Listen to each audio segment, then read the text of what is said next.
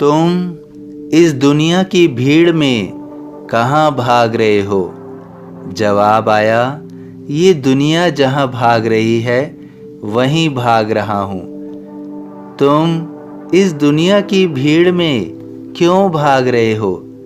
जवाब आया, इस दुनिया से पीछे ना रह जाऊं इसलिए इस भीड़ में भाग रहा हूँ। इस संसार की भीड़ में जिंदगी का अर्थ कितने लोग समझ पाते हैं?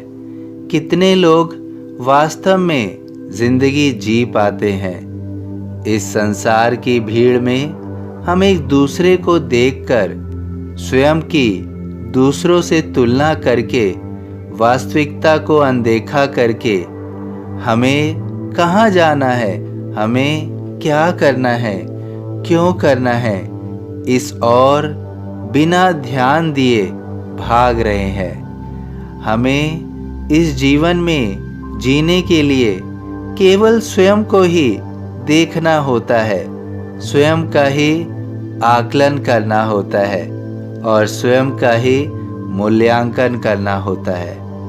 लेकिन हम केवल दूसरों को देखकर ही इस संसार की भीड़ में भागे जा रहे हैं और हम जो इस प्रतिस्पर्धा में दौड़ना शुरू कर देते हैं, वास्तव में हमारी किसी से प्रतिस्पर्धा नहीं होती है। हमारी प्रतिस्पर्धा तो केवल स्वयं से होती है, किसी और से नहीं। हमें केवल स्वयं को ही योग्य बनाना होता है, हमें स्वयं को ही गुणों का विकास करना होता है और स्वयं के अवगुण को ही त्याग करना होता है। हम दूसरों से आगे निकलने की निरंतर कोशिश करते रहते हैं।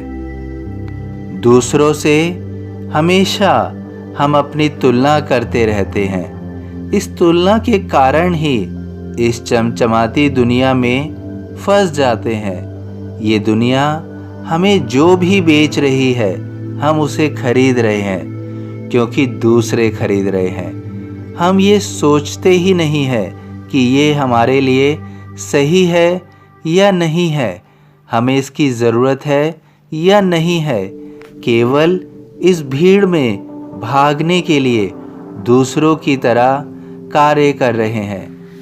एक तरह से दूसरों के हाथ की कठपुतली बनकर व्यवहार कर रहे हैं। हमें स्वयं को इस भीड़ से बाहर निकालना चाहिए, अन्यथा हम इस प्रकार अपने कर्म करते रहेंगे जिसमें हम सही या गलत आकलन नहीं कर पाएंगे। तुम स्वयं को केवल ईश्वर से जोड़ो, चाहे तुम सुख में ही क्यों ना हो या दुख में ही क्यों ना हो। कई बार हम दुख में ईश्वर की अंतःकरण मन से आराधना नहीं कर पाते हैं क्योंकि हमारा स्वयं पर विश्वास नहीं होता है और इसी कारण ईश्वर पर भी विश्वास कमज़ोर पड़ जाता है।